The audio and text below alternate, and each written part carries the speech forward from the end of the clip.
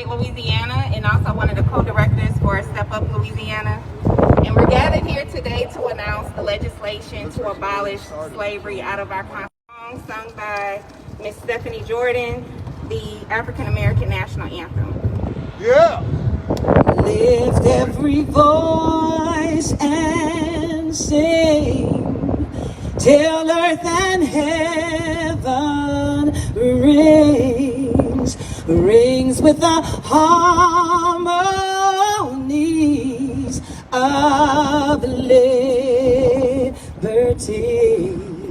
Let our rejoicing rise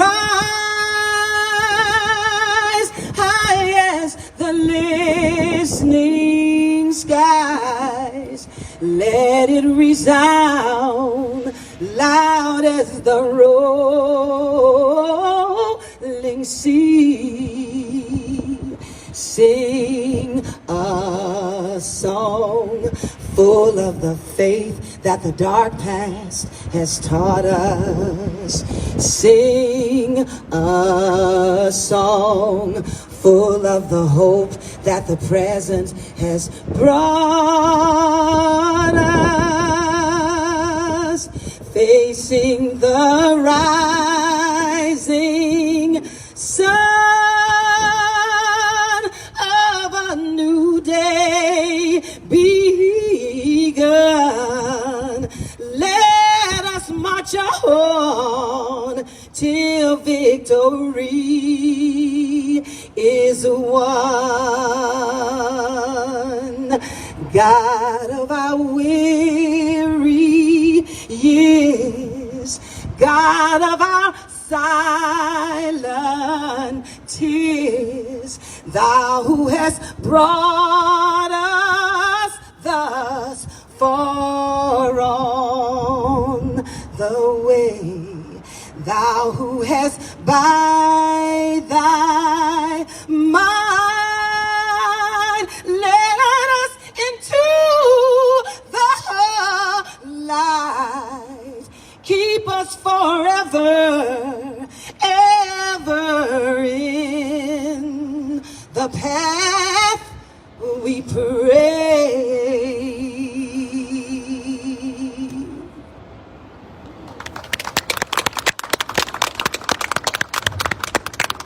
Thank you so much, Miss Jordan.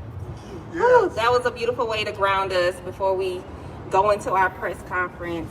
Again, my name is Maria Harmon, one of the chair board members of Incarcerate Louisiana, and we're gathered here today along with other partnering organizations that make up the Louisiana Coalition to Abolish Slavery to announce the legislation that's being filed to repeal the slavery exception clause out of our state constitution, which is in Article 1, Section 3. We're going to kick off with our first speaker, Representative Edmund Jordan, who is the brave legislator that's bringing this legislation forward. Thank you. Yeah. Thank you, Maria. I want to thank everyone who's here today to deal with this legislation. Yes. And to be very honest with you, I've said this before. Yes. While some might consider it brave or controversial, in fact, it's probably embarrassing that we haven't tackled this before today. Yep. And that's the way I really feel about it. Yeah. Of course, this is going to be House Bill 196. And like Maria said, it's going to deal with the abolition of slavery. If for those who don't know, slavery and involuntary servitude are prohibited except as punishment for a crime. And basically what we want to do is strike that last exception away. Right. Should have never been there in the first place. You know, slavery came into Louisiana in the early 1700s and was supposed to be done away with in 1863. But yet, here it is, 2021, and we still have this on the books. In the Constitution. Anyone of good conscience should be embarrassed by this. Anyone of good conscience should be appalled by this. Anyone of good conscience should want to see this go away. Amen. But I'm not fooled to think that everybody is of good conscience. I'm sure for as easy as a lift that this should be, that there are going to be some that are going to make up reasons to oppose it. Now, I don't know what those reasons are, because I'm not in that mindset, but I'm not fooled to think that it won't happen. I can tell you some are going to say, well, what are we going to do with those that are imprisoned? There are lots of states that have no problem incarcerating people that don't have slavery and involuntary servitude in their constitution. We should be one of those states. But let me just give you a brief procedure on how this should go. We should bring this into a committee and hopefully pass it out of committee in the House side. And then bring it to the House floor where it should pass. Then bring it to the Senate committee and hopefully it passes there, then the Senate floor. And then it would be placed on the ballot in November of 2022. And the reason for that, because that is the next scheduled statewide election. And so we will have time to build momentum, to build coalitions, to raise awareness, to make sure that this is done away with. And then lastly, once it's placed on the ballot, it has to be passed by a majority of the citizens of Louisiana. And again, I have faith in the people of Louisiana. I have confidence in the people of Louisiana. And so I feel very certain that if this comes to a vote, that this will pass and this exception will be done away with. So what I'm asking is for all of you to tell all your friends, tell all your legislators, get everybody you know to make them aware not only of this bill, but of the need to support it and to get it out of this house and onto the ballot so that the people can decide and we do away with it. So I'm going to be very conscious of folks' time. I don't need to talk a lot on it. I think I've said enough, and we'll go with the next speaker. But again, please keep us in your prayers and support as we move forward on this journey. Thank you. Team Jordan. Thank you, Representative Jordan. All right. And that's all I got to say about that. The ancestors are with us, okay? Let it go. Ashe. Next, we have our Executive Director of Incarcerate Louisiana, Mr. Curtis Davis. Thank you.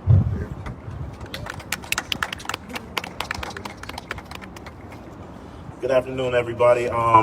First of all, thank you guys for coming, especially the media, to give us an opportunity to make our case before the people of Louisiana and for the people of the United States of America and pretty much the people of the world. My name is Curtis Ray Davis II. I'm the Executive Director of Incarcerate Louisiana.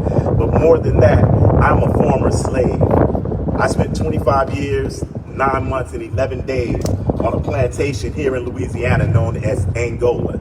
It was a slave breeding plantation a couple of hundred years ago, but it still carries the name of the African slaves that they brought up from South Africa through the Mississippi, up through the Gulf of Mexico, up the Mississippi, to breed and sell human beings as chattel on slave auction blocks in places like New Orleans, right?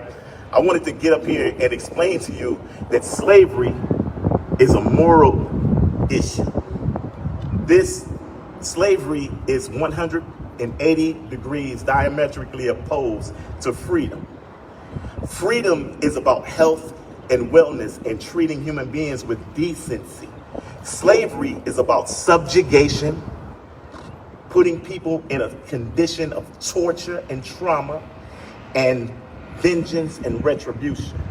What good can actually even come from something like that? We all understand the history of slavery, what its intentions were, but why do we still have it in modern day time? As a modern day ex-slave, I can tell you, is to make sure that somebody is lesser than. You understand? In order for people to feel good about themselves, we need somebody to be lesser than we are. But the United States of America is the most technologically advanced society known in the annals of mankind in history, period. Why do we still need to treat our crimes as though we're the lynch mob? Let's get them. Let's do something to them. Let's create hell on earth. Let's do them bad, right?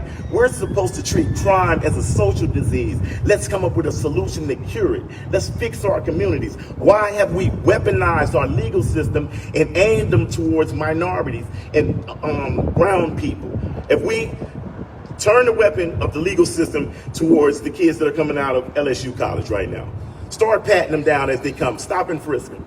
They got their mom's Percocet and oxycodone in their pocket. It carries 30 years. It depends on who's being policed as to who's going to be slaves, right? So the United States of America and Louisiana have to get on course with the moral compass of the world, because guess what? No other industrialized country on the planet Earth actually has legalized slavery. Let's say that one more time. The United States of America, the land of the free, where the blacks are enslaved, are the only country in the world that has codified, legalized slavery in constitutions and policies and laws. The United Nations has banned slavery in all of its forms. That's actually Article 4 of the United Nations Human Rights articles, right? And they said that no slavery should exist anywhere in the world in any form or forced labor or involuntary servitude.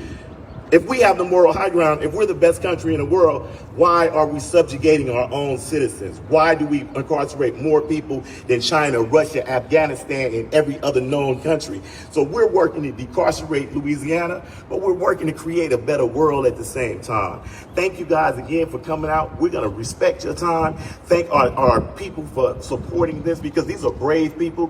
Thank the sister for starting off and giving us the spirit of our ancestors, because we've been singing this song too long. You understand? Now it's time to really get free. So let's get free. Peace.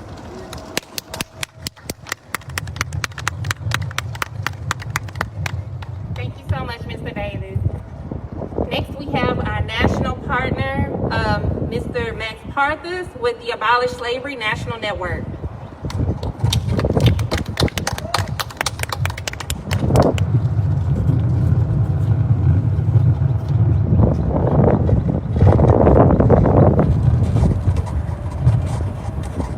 What's happening in Louisiana? How the hell are you? Yes. First, I want to give my greatest appreciation to everybody that helped put this together tonight, all the volunteers here today, all the organizations that made this happen, Decarcerate Louisiana, and the coalition that they're building to end slavery in Louisiana for the first time. My name is Max Parthas. I'm a spoken word artist. I'm also the co-director of state operations for the Abolish Slavery National Network. The Abolish Slavery National Network is a national coalition fighting to abolish constitutional slavery and involuntary servitude in all forms for all people. We want to end the exceptions and abolish constitutional slavery. Right now, there are 4 states that have abolished slavery with no exception. Until just 2020, there were none. Just Rhode Island, actually, which had done it in the 1850s. But now we have Colorado, we have Utah, and we have Nebraska.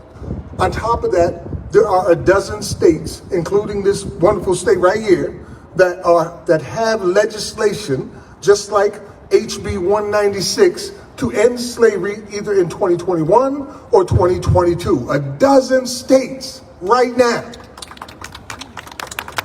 In addition to that, there are 15 other states that are organizing to get legislation to abolish slavery in their states in order to end slavery in the United States once and for all, done with, over.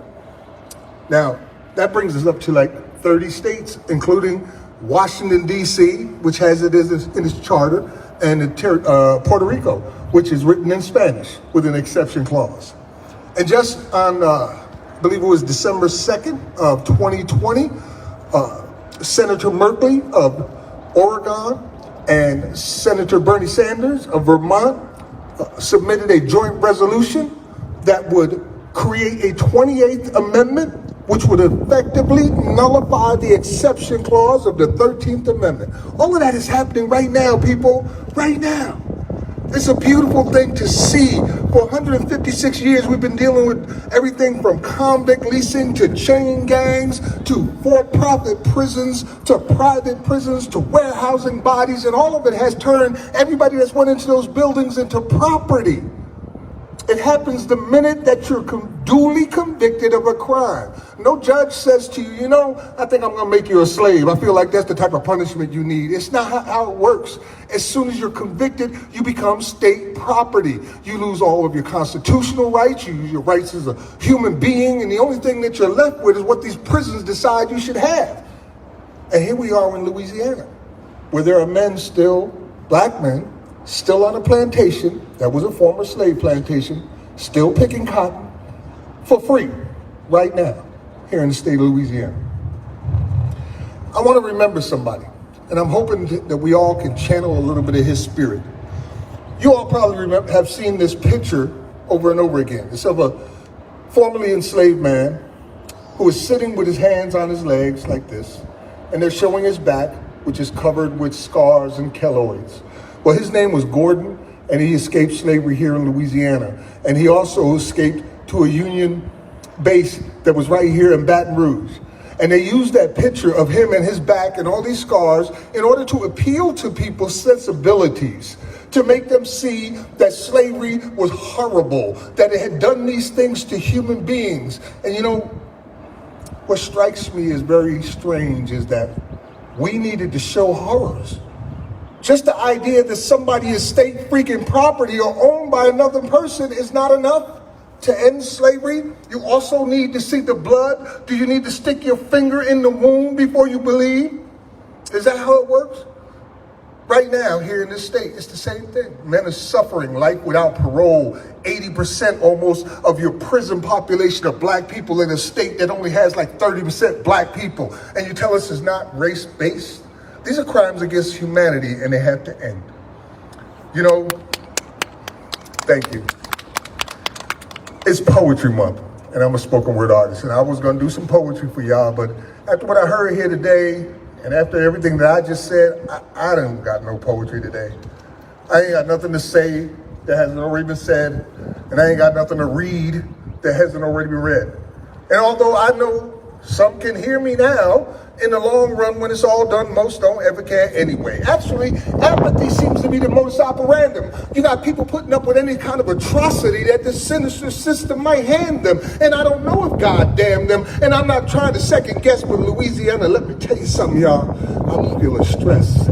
Because it appears that cowardice has become contagious, and it's making me more than a little nervous. It seems like everybody wants to put everything they've got into this well-known company called lip service. You do it, they claim it. You make it, they name it. Popularize it, monetize it, and put it on t-shirts and coffee cups with slick slogans like capitalism sucks. You can get 2 shirts for 30 or 3 cups for 15 bucks. And the absurdity is certainly hurting the cause. It's like wearing urban commando khakis when you really don't have the balls to bounce.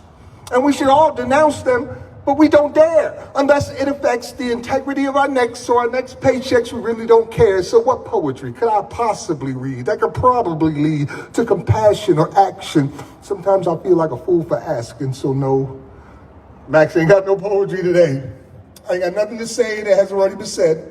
I ain't got nothing to read that hasn't already been read. I ain't got no cute quotes to make you run out the door screaming, that's all I can stand, I can't take it anymore. You will take it like a whore and beg for more.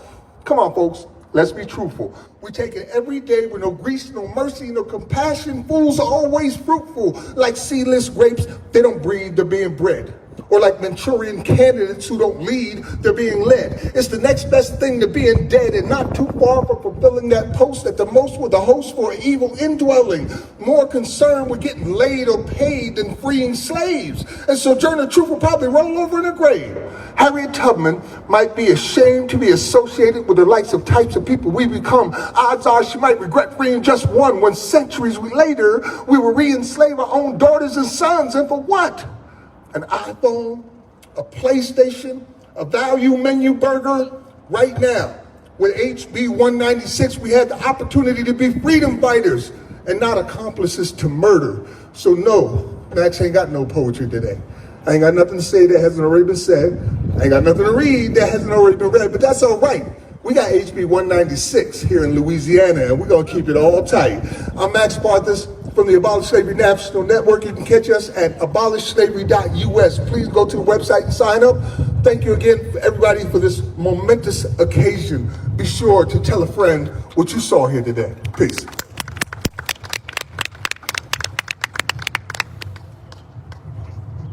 Wow, thank you, Mr. Max Parthas. Next, we have Mr. Michael Calhoun with the Promise of Justice Initiative. Thank you.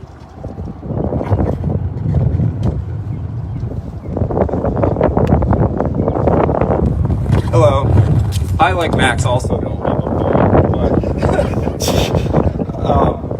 hi everyone, my name is Michael Calhoun and I'm an organizer with the Promise of Justice Initiative. PJI is a legal and advocacy nonprofit focused on issues in Louisiana's criminal justice system, or criminal legal system, because there's no justice there. Through our Jim Crow Juries project and our litigation against Angola's unconstitutional health care, we represent thousands of people incarcerated throughout Louisiana. Thank you so much to Decarcerate Louisiana for organizing this conference and bringing awareness to this critical issue. Thank you, Representative Jordan, for bringing this bill forward. At PJI, we hear firsthand about the terrible cost borne by incarcerated people being forced to work in dangerous and outdated conditions, whose attempts to advocate for themselves is often met with brutality and retaliation. We know families already deprived of their loved ones who also have to bear the awful, unending costs of incarceration. Exorbitant phone call rates, expensive trips to the prison, high commissary costs, and on and on. This cruelty and exploitation, largely against Black and brown Louisianans, is completely inseparable from our history of slavery. It is modern slavery. At PJI, we have 4 guiding principles when it comes to labor inside prisons, or really when it comes to labor anywhere. The first is no one should be forced to work against their will. The second is no one should do work that is unsafe or in unsafe conditions. The third, people should be compensated appropriately. And 4, work should contribute to the person's success in the future. As basic as these principles are, as common sense as they seem, they are denied to all incarcerated people. With the passage of this constitutional amendment through the legislature and then on the ballot, let's hope to have a needed conversation in this state about mass incarceration and systemic oppression. And I'm just going to end with a little quote from an essay called Open Address to the Louisiana Legislature, and it goes, end quote, "Change is good, and Louisiana has a historic opportunity to atone for its past sins and express its commitment to progress by fixing the policies that have held the state in cultural, political, and economic quagmires of the past." And again, that essay is called Open Address to the Louisiana Legislature, and it was written at Angola by Curtis Ray Davis in 2008. So PJI's advice to the legislature, and we know that Representative Jordan doesn't need to hear it, but to the rest of the legislature is, you should have listened to Curtis in 2008, and don't make the same mistake by not listening to him today. Thank you.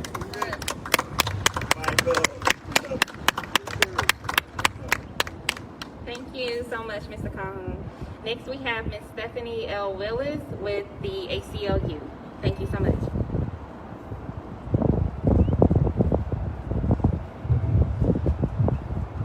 Good afternoon, everyone.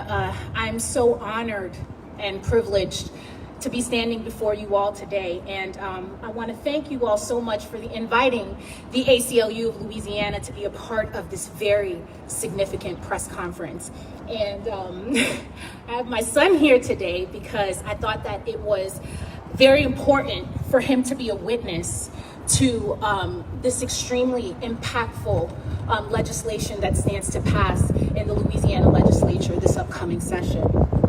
I'm honored to represent our organization as we come together to abolish slavery in our state's constitution once and for all. Slavery is not a Louisiana value. It has no place in Louisiana's constitution. This slavery is America's original sin, and we have yet to atone for the atrocities visited upon generations of enslaved Africans and their descendants. The legacy of racial inequity has persisted and left our country vulnerable to a range of problems, that continue to yield division, racial disparities, and injustice. We see the lasting impact of slavery right here in our home state of Louisiana through clear acts of hate and violence. We see it in our laws. We have to see it in underlying policies and practices throughout public life. And now we even have to see it in our Constitution. Racism is institutional, and it infected our police and criminal legal system at their origins centuries ago. Bound in America's history of slavery, Jim Crow, and discrimination. But now, Louisiana legislators can take a critical first step on the path to racial justice by abolishing Article 1, Section 3 in our state's constitution. And it can all happen right here, ladies and gentlemen, right here. And if you look at the building, it says union, justice, and confidence. How can we have all of those without abolishing slavery from our constitution? So, ladies and gentlemen, abolishing slavery in our Constitution wouldn't just be a symbolic gesture. No. This is a critical step to the path of restorative justice, the justice that we see right there on this building. We can't expect to eradicate the deeply rooted anti-Blackness that fuels racial profiling and mass incarceration if we can't eradicate slavery from our Constitution. At the ACLU of Louisiana and the ACLU nationally, our goal is to support our partners as we work to build a Louisiana where every person can achieve their highest potential, unhampered by structural and institutional racism. And that starts with abolishing slavery from our Constitution. It's time that our state accounts for the hundreds of years of brutal mistreatment of Black people and chattel slavery, Jim Crow legislation, Jim Crow segregation, and the enduring structural racism endemic to our society. Let's start here. Let's start now with HB 196 so that my son doesn't have to witness this any further. Thank you so much.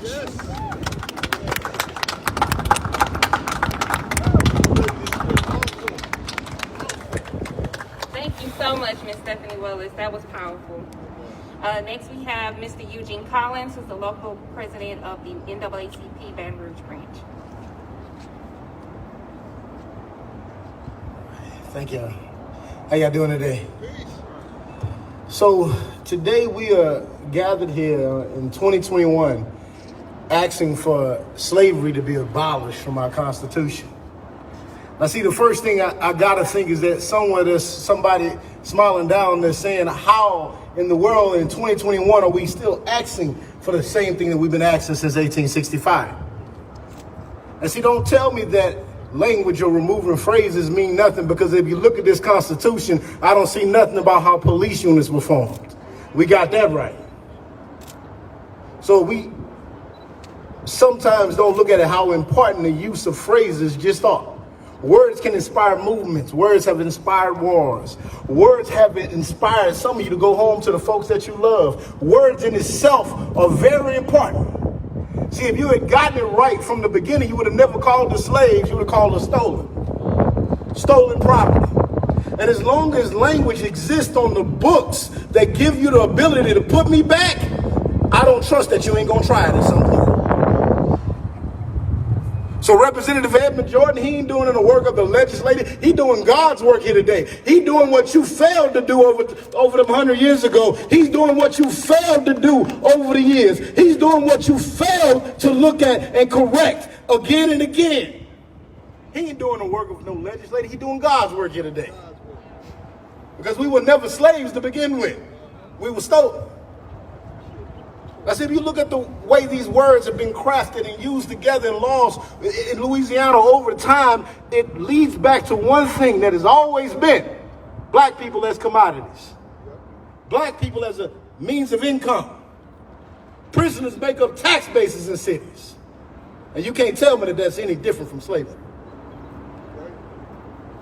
If you look at the fact that a black man can be incarcerated and go work for Exxon, and he can't get that same job when he get out, that sounds like slavery to me. That sounds like phrases that need to be removed. That sounds like institutions that need to be burned down. And I ain't talking about no actual fire before y'all go out and get that wrong. We were never slaves to begin with. We're not asking you to correct something. We're asking you for the first time in your lives to get it right. We were stolen. So don't abolish slavery. Get it right. The founders of this country came to a land and took something that wasn't theirs. And still to this day, they're taking something that isn't theirs. So we don't ask that you abolish slavery. We ask you to finally get it right. And for anybody that votes against legislation like this, you should sit down and mark their names, because they're telling you who the racists are. Because we were never slaves to begin with. We were always stolen.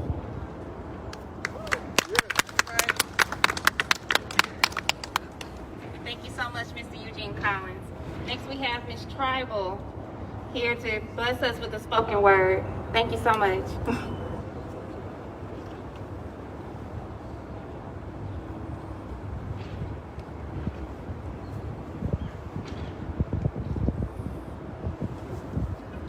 Thank you. As per Max Parthas, truth happens when you look into the actual faces of the oppressed and the oppressor. You can't hide or deny what you see. One must always be the lesser, and one the overt aggressor. See, being hunted is never going to turn out well for the prey.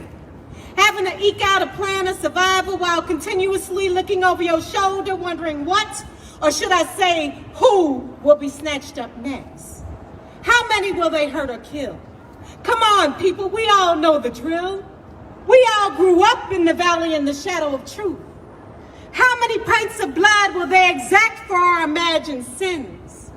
It's as if being born black were an option and our preconscious opinions held sway, when only the Almighty had an opinion that day. So suck it up, buttercup, we were born this way.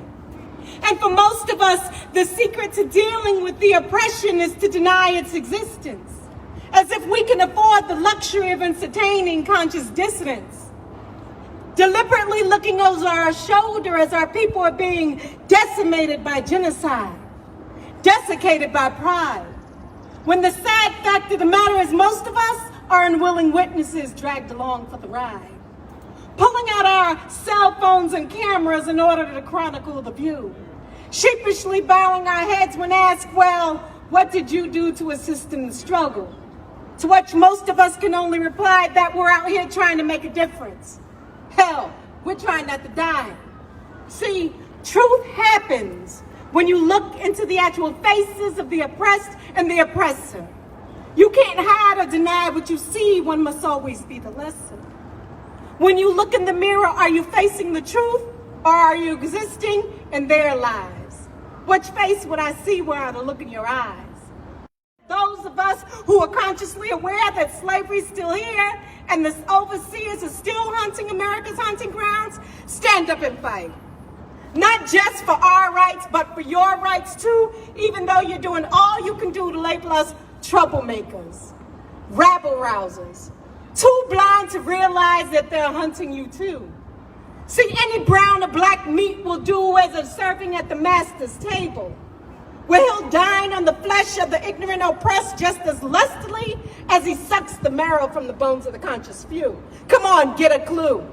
In their eyes, black don't matter unless it pertains to serving or servitude. How much money are you worth in their pockets? Which role will you play in their prison industrial courts? Y'all won't go down without a fight victim or a willing cohort. Make a conscientious choice. Because at the end of the day, it all boils down to this. Truth happens when you look into the actual faces of the oppressed and the oppressor. You can't hide or deny what you see. And here on the American plantation, they're still hunting people like me. And HB 196 is what you can do to stop it. Peace.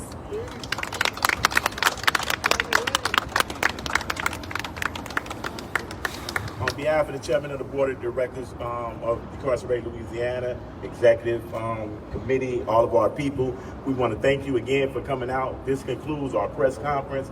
If you have any sidebar information, interviews that you want to get, people are available to speak to you. But as of now, thanks again for coming out. We love you. Peace.